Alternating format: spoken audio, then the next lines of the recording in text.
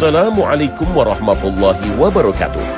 Pagi ini, Khazanah kembali menyajikan kepada Anda embun-embun ilmu yang terpendam dalam luasnya khazanah Islam. Jasad manusia yang telah dimakan tanah di kuburnya, tulang belulang yang berserakan, dan bahkan jasad yang sirna akibat tenggelam di laut dan tidak ditemukan jasadnya.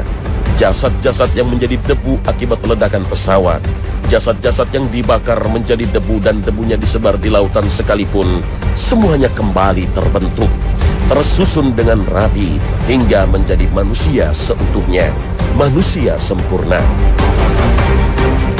Semua itu karena ada satu bagian tulang yang tak pernah sirna atau hancur sepanjang masa, yaitu tulang ekor. Rasulullah SAW bersabda, sesungguhnya pada diri manusia ada satu tulang yang tidak dimakan tanah selamanya. Padanya manusia disusun kembali pada hari kiamat. Mereka bertanya, tulang apakah itu wahai Rasulullah? Beliau SAW menjawab, tulang ekor. Hadis riwayat Muslim.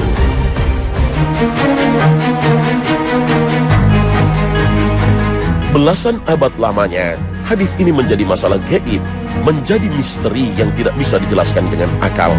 Namun pada abad 20, Hans Spemann, seorang ilmuwan Jerman yang berhasil mendapatkan hadiah Nobel di bidang kedokteran pada tahun 1935, berhasil mengungkap misteri tulang ekor ini. Dalam penelitiannya, ia dapat membuktikan bahwa asal mula kehidupan adalah tulang ekor. Dari tulang ekorlah makhluk hidup bermula. Dalam proses penelitiannya, Han mencoba menghancurkan tulang ekor. Ia menumbuknya dan merebusnya dengan suhu panas yang tinggi dan dalam waktu yang sangat lama. Setelah menjadi serpihan halus, ia mencoba mengimplantasikan tulang itu pada janin lain yang masih dalam tahap permulaan embrio. Hasilnya sangat mengejutkan. Tulang ekor itu tetap tumbuh dan membentuk janin organ tamu. Meskipun telah ditumbuk dan dipanaskan sedemikian rupa, ternyata tulang ini tidak hancur dan tidak mati. Semua ini ternyata sudah disampaikan jauh-jauh hari oleh Nabi SAW dalam sabdanya. Tiada bagian dari tubuh manusia kecuali akan hancur dimakan tanah kecuali satu tulang, yaitu tulang ekor. Darinya manusia dirakit kembali pada hari kiamat. Hadis riwayat Bukhari. Berdasarkan penelitian mutakhir, muncul fakta yang mencengangkan bahwa tulang ekor ini merekam semua perbuatan anak Adam dari sejak lahir hingga meninggal dunia. Ia merekam semua perbuatan baik dan buruknya. Perbuatan mereka ini akan berpengaruh pada kondisi tulang ekornya, apakah putih bersih atau hitam kotor. Semakin banyak energi positif atau kebaikan seseorang, maka semakin bersih tulang ekornya. Dan semakin banyak energi negatif atau keburukan seseorang, maka semakin hitamlah tulang ekornya. Dari sinilah balasan pada hari kiamat tidak akan pernah tentukan. Dari tulang ekor inilah manusia akan kembali dicipta dan mereka akan diberi balasan sesuai dengan kadar amal-amal mereka. Pemirsa Khazanah, ketika manusia bangkit dari kuburnya dan melihat kedahsyatan hari kiamat dan kehancuran alam semesta, mereka tercengang dan bergerak tidak tahu arah, seperti laron atau anai-anai yang berhamburan. Hari di mana manusia berhamburan seperti laron. Al-Quran Surah Al-Qari'ah ayat 4. Saat itu manusia sangat takut. Seandainya ada ibu yang menyusui, niscaya dia akan lupa dengan anak yang dia susui. Seandainya ada ibu yang sedang hamil, dia akan langsung melahirkan anaknya. Dan seandainya ada anak-anak kecil, dia akan menjadi tua. Manusia akan lari dari orang-orang yang sangat mereka cintai di dunia. Lari dari saudaranya, dari ibu dan bapaknya, dari istri dan anak-anaknya. Masing-masing memikirkan keselamatan dirinya sendiri. Adapun orang-orang yang beriman kepada hari akhir dan takut kedatangan hari tersebut, kemudian dia beramal untuknya, maka Allah Subhanahu wa Ta'ala akan memberikan rasa aman di dalam menghadapi kedahsyatan hari kebangkitan ini. Mereka tidak ditimpa rasa takut karena kedahsyatan hari kiamat. Dan mereka disambut malaikat yang berkata, inilah hari yang dijanjikan untuk kalian. Al-Quran Surah Al-Anbiya ayat 103. Saat itu orang kafir berkata, aduh, celakalah kami. Siapakah yang membangkitkan kami dari tempat tidur kami, kubur? Al-Quran Surah Yasin ayat 52. Dalam ayat ini disebutkan bagaimana kesalnya orang-orang kafir saat dibangkitkan dari tidurnya dengan menyebut alam kubur merupakan tempat tidur mereka. Apakah dengan demikian mereka tidak diazab Allah Subhanahu wa Ta'ala di alam kuburnya? Terkait dengan Allah Subhanahu wa Ta'ala berfirman, maka Allah memeliharanya dari kejahatan tipu daya mereka, dan Fir'aun beserta kaumnya dikepung oleh azab yang amat buruk. Kepada mereka ditampakkan neraka pada pagi dan petang, dan pada hari terjadinya kiamat. Dikatakan kepada malaikat, masukkanlah Fir'aun dan kaumnya ke dalam azab yang sangat keras. Al-Quran Surah Al-Mu'min ayat 45 hingga 46. Imam Ar-Razi dalam kitab tafsirnya menjelaskan, kalimat pagi dan petang dalam ayat ini bisa dipahami bahwa orang-orang kafir itu terus-menerus diazab di kuburnya. Seperti halnya yang disebutkan dalam hadis yang diriwayatkan dari Samrah bin Jundab tentang mimpi Nabi SAW dalam sebuah hadis yang panjang. Di dalamnya diceritakan, adapun orang yang kamu lihat mulutnya ditusuk dengan besi adalah orang yang suka berdusta, dan bila berkata selalu berbohong, maka dia dibawa hingga sampai ke ufuk, lalu dia diperlakukan seperti itu hingga hari kiamat. Adapun orang yang kamu lihat kepalanya dipecahkan adalah seorang yang telah diajarkan Al-Quran oleh Allah, lalu dia tidur pada suatu malam namun tidak melaksanakan Al-Quran pada siang harinya, lalu dia diperlakukan seperti itu hingga hari kiamat. Hadis riwayat Bukhari.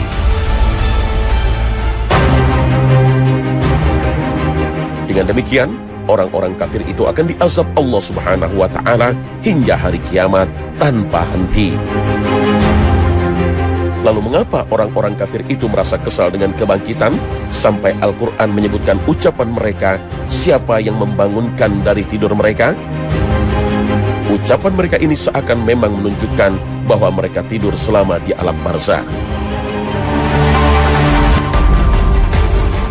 Orang-orang kafir tidaklah berhenti untuk diazab kubur sampai hari kiamat, namun ada jeda waktu bagi mereka untuk istirahat. Mereka bisa terlelap tidur di saat jeda di antara dua tiupan sangkakala pada hari kiamat. Hal ini berdasarkan firman Allah Subhanahu wa Ta'ala. Dan ditiuplah sangkakala yang kedua, maka tiba-tiba mereka keluar dengan segera dari kuburnya menuju kepada Tuhan mereka. Mereka berkata, aduhai, celakalah kami. Siapakah yang membangkitkan kami dari tempat tidur kami, kubur? Inilah yang dijanjikan Tuhan yang Maha Pemurah, dan benarlah Rasul-Rasulnya. Al-Quran Surah Yasin ayat 51 hingga 52.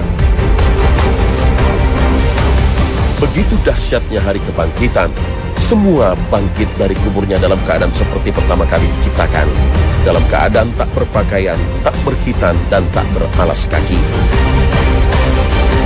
Saat Nabi SAW mengabarkan kondisi ini, Ummul Mukminin Aisyah radhiyallahu anha sebagai seorang wanita tentu merasa risih, lalu bertanya kepada Rasul SAW, apakah laki-laki dan wanita saling melihat satu sama lain? Nabi SAW menjawab, keadaannya jauh lebih berat dari sekedar melihat satu sama lain. Hadis riwayat Muslim.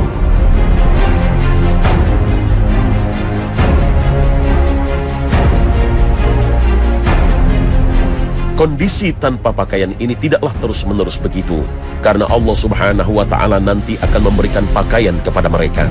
Dan orang yang pertama kali diberikan pakaian adalah Nabi Ibrahim alaihissalam. Sebagaimana disebutkan dalam sabda beliau SAW, orang pertama yang diberi pakaian pada hari kiamat adalah Nabi Ibrahim. Hadis riwayat Al-Bukhari. Lalu pakaian seperti apa yang diberikan pada manusia? Pakaian yang dikenakan manusia adalah pakaian yang dikenakan saat ia meninggal.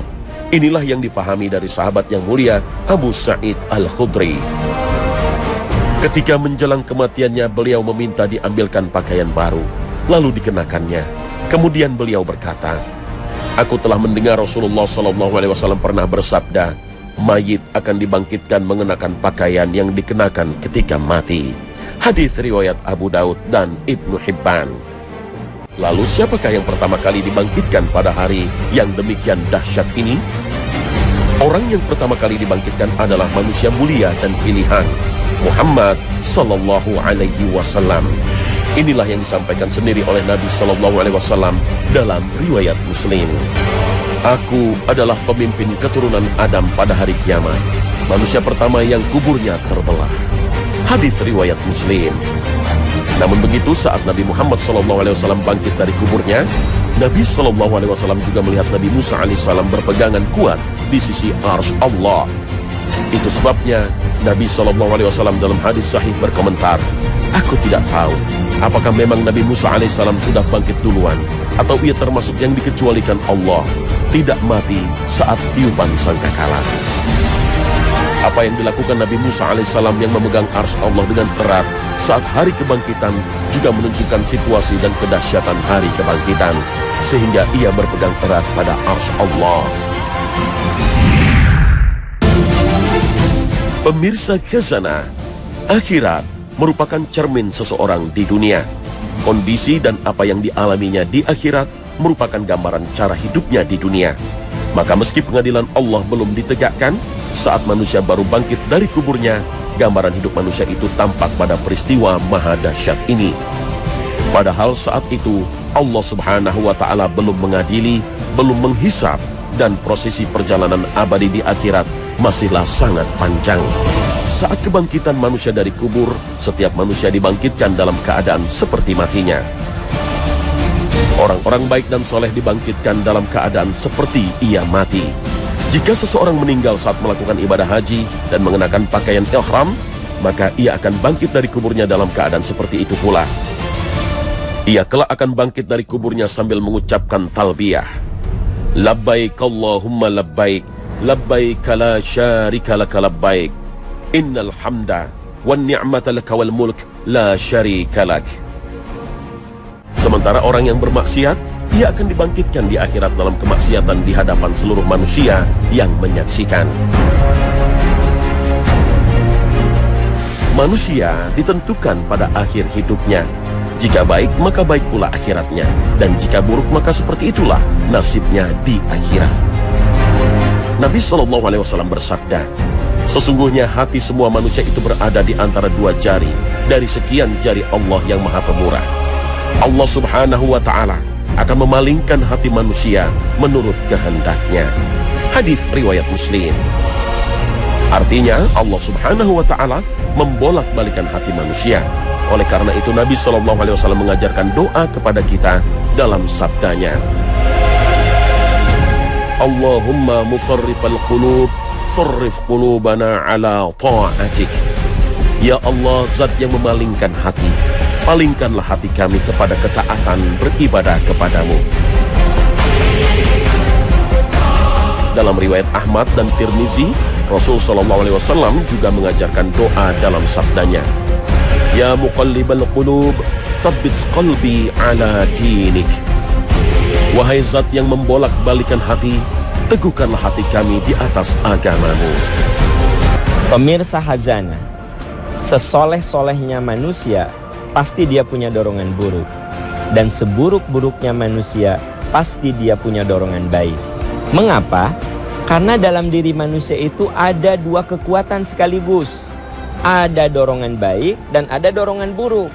Allah berfirman, "Fa'alhamaha fujuraha wa taqwaha." Allah ilhamkan, Allah tanamkan kepada manusia dorongan buruk, dan Allah tanamkan kepada manusia dorongan baik. Mengapa manusia mendapatkan penghargaan ketika dia melakukan kebaikan? Karena dia harus meredam dulu keburukannya.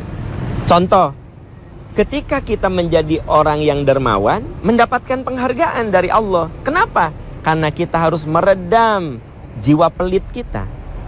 Karena dalam waktu yang bersamaan, jiwa pelit itu ada. Ketika kita memaafkan, kenapa dapat penghargaan, mendapatkan pahala? Karena ketika kita akan memaafkan, dalam waktu yang bersamaan, kita punya jiwa dendam. Itulah manusia ada di antara dua kutub. Pernahkah kita berbuat dosa? Pernahkah kita berbuat salah? Pasti pernah. Karena manusia itu tidak ada yang suci dari salah. Kata Nabi, kullu bani Adam khotoun wa khairul khotoin at-tawwabun. Setiap manusia itu pernah berbuat dosa, tapi sebaik-baik orang yang berbuat dosa adalah yang mau kembali kepada kebenaran, yang mau bertobat. Kenapa ada orang yang kembali kepada kebenaran? Karena ketika dia berbuat dosa, jiwa baiknya muncul. Lalu jiwa baik ini diikuti. Itulah yang kemudian disebut dengan pertobatan. Allah Subhanahu wa ta'ala memberikan harapan, motivasi kepada kita untuk selalu bertobat. Dan kita sebagai orang yang berdosa, ketika bertobat harus husnudzon, harus punya prasangka baik bahwa dosa kita diampuni. Ini dijelaskan di dalam surat Az-Zumar ayat 53. Qul ya ibadiyalladzina asrafu ala anfusihim la taqnatu mir rahmatillah innallaha yaghfirudz dzunuba jami'a innahu huwal ghafurur rahim. Katakan pada hamba-hambaku yang pernah terjerumus dosa, jangan kamu putus asa dari ampunan Allah. Allah ampuni dosa-dosamu seluruhnya. Allah Maha Pengampun, Maha Penyayang. Jadi sungguh rugi ketika Allah memberikan harapan kepada kita bahwa semua dosa kita akan diampuni asal kita bertobat. Berarti kita kudu rajin bertobat, harus rajin bertobat. Dan sungguh rugi orang-orang yang taubatnya hanya rencana. Saya akan bertobat, saya akan bertobat. Akhirnya kematian menjemputnya. Tobat hanya sekedar rencana, hanya sekedar niat. Di dalam surat Al-Munafiqun diungkapkan ada orang-orang yang ketika malakul maut menjemput, dia berteriak, Rabbi laula akhortani ila ajalin qarib fa asaddaqa wa akum minas solihin. Tuhan, tangguhkan kematian saya sebentar saja agar saya bisa memperbaiki diri, agar saya bisa beramal soleh. Wala yuakhirallahu nafsan idza jaa ajaluha. Dan Allah tidak akan menangguhkan kematian seseorang ketika ajalnya sudah tiba. Pemirsa, mari kita bersegera meraih ampunan Allah, bersegera memanfaatkan momentum terbaik di bulan Ramadan ini untuk memperbaiki diri, untuk bertobat. Semoga dengan itu kita bisa mencapai husnul khotimah. Iman kepada hari akhir menempati posisi yang sangat tinggi kedudukannya dalam agama. Merupakan salah satu di antara rukun iman yang 6. Disebut hari akhir karena pada hari itu tidak ada hari lagi setelahnya. Saat itu merupakan tahapan yang terakhir. Keimanan pada hari akhir banyak digandengkan dengan iman kepada Allah. Karena barang siapa yang tidak beriman kepada hari akhir, tidak mungkin akan beriman kepada Allah. Orang yang tidak beriman dengan hari akhir tidak akan beramal. Karena seseorang tidak akan beramal kecuali dia mengharapkan kenikmatan di hari akhir dan takut terhadap azab di hari akhir. Keimanan yang benar terhadap hari akhir mencakup 3 hal pokok, yaitu mengimani adanya hari kebangkitan, mengimani adanya hisab, perhitungan, dan jaza atau balasan, serta mengimani tentang surga dan neraka. Termasuk juga keimanan kepada hari akhir adalah mengimani segala peristiwa yang akan terjadi setelah kematian, seperti fitnah kubur, azab kubur, dan nikmat kubur. Nah, pemirsa Khazanah, sampai di sini akhir perjumpaan kita. Saksikan perjalanan abadi menyibak tabir gaib pukul 5.15 waktu Indonesia Barat sepanjang bulan Ramadan hanya di Trans 7. Terima kasih atas perhatian Anda. Akhir kata, wassalamualaikum warahmatullahi wabarakatuh.